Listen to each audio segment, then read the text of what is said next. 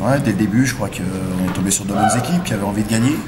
Ça s'est joué à pas grand-chose. Il y a eu beaucoup d'énergie de donner, je dirais. Et c'est pour ça qu'on a été jusqu'au penalty. Et beaucoup d'envie, beaucoup de mise en échec, beaucoup de pénalités aussi, peut-être un petit peu trop. Mais bon, je suis pas sûr que M. Milanovic a aidé les deux équipes ce soir. Mais bon, c'est pas grave. Je crois que c'est comme ça que ça va être la semaine prochaine. On termine sur une note positive. C'est très important. Et puis on va apprendre bientôt contre qui on joue. Je ne sais pas encore, parce qu'il faut faire des calculs de polichinelle. Et j'attendrai qu'il y en ait d'autres qui les fassent un peu moins. Tu disais avant le match, il faut absolument que les gars soient dedans, en mode play-off. Tu les as sentis en mode play-off aujourd'hui?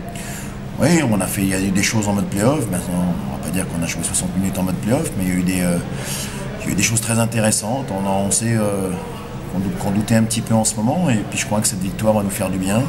Maintenant, on met les compteurs à zéro, et c'est là que ça commence. Sur le plan plus technique du jeu, vous avez toujours autant de mal en supériorité numérique? Oui, c'est pas à force de ne pas le travailler, mais après il faut shooter. Je crois qu'à un moment ou à un autre, il faut shooter. Je crois que je suis en train de me dire que j'ai pas de véritable sniper pour lancer. Personne ne veut prendre l'initiative de lancer.